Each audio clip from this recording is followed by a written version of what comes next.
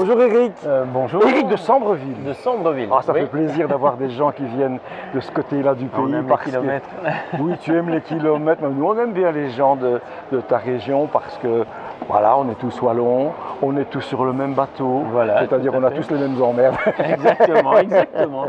Voilà, on est très heureux de te rencontrer, d'autant plus que tu travailles le bois. Oui, oui, oui. Et ça me rappelle, je l'ai dit plusieurs fois pendant le reportage, ça rappelle l'histoire de mon papa qui était menuisier. Alors l'odeur du bois, la sciure, les copeaux, ça a été mon univers pendant toute mon enfance. Alors j'aime bien de venir voir les gens qui travaillent le bois. Dis-moi, comment ça t'est venu cette idée de travailler justement cette matière?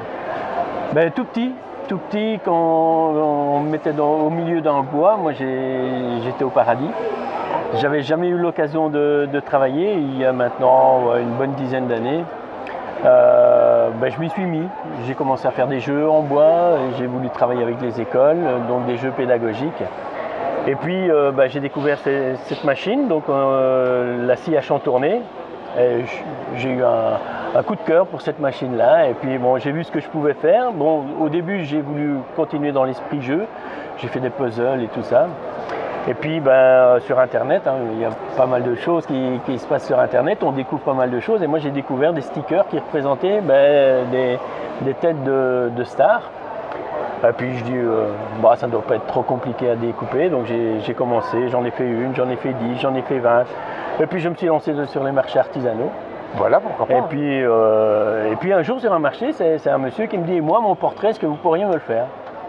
Moi je croyais qu'il rigolait, et en rigolant je dis, chacun est star à sa façon.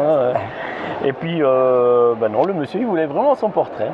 Et puis je me suis lancé, maintenant c'est devenu ma spécialité. Et puis voilà, à partir d'une photo, je découpe n'importe quel portrait. Au départ, tu n'étais pas... non, tu ne travailles pas le bois. Non, tout à fait en autodidacte.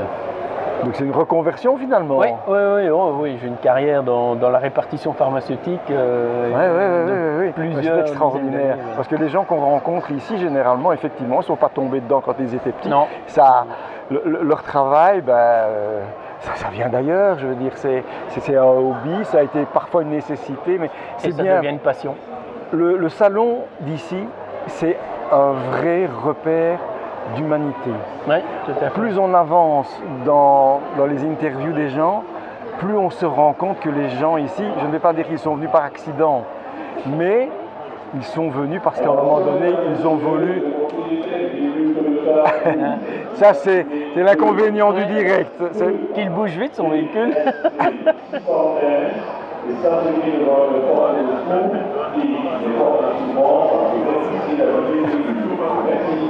Voilà, ce sont les annonces en direct, c'est la preuve que nous existons. On est en direct. Enfin voilà, c'est une leçon de vie cette exposition. Voilà, et ça crée des liens. Voilà. Tout à fait, il y a pas mal d'autres artisans ici que je connais, que j'ai rencontrés sur d'autres marchés. Oui.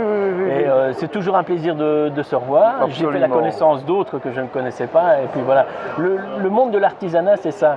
C'est les rencontres, c'est des partages aussi, beaucoup de partages. Oui. Et des partages de passion, et puis voilà. Eh bien, merci pour cette conclusion, Eric. Je crois que c'était la plus belle. Merci beaucoup. Merci. À très bientôt et on se revoit ici peut-être l'année prochaine. Oui. Merci. Voilà. À bientôt. Oui.